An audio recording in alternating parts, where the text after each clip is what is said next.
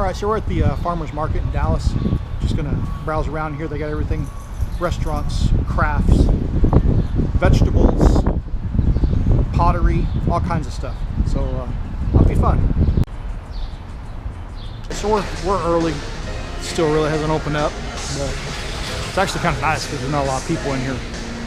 Fresh seafood, fresh meats. Of course, my favorite, yummy cheese. A little bit of produce here, not a whole lot.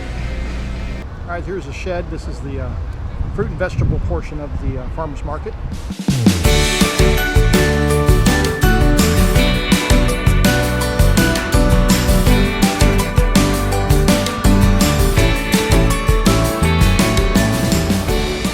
So this is locally grown, well, at least close. It's from Jacksonville, Texas. All right, mushrooms from Gonzales, Texas.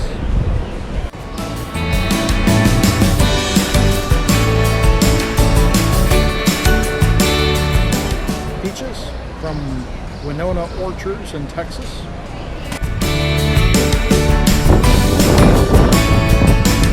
So you got this market out here, and then you got the city in the background.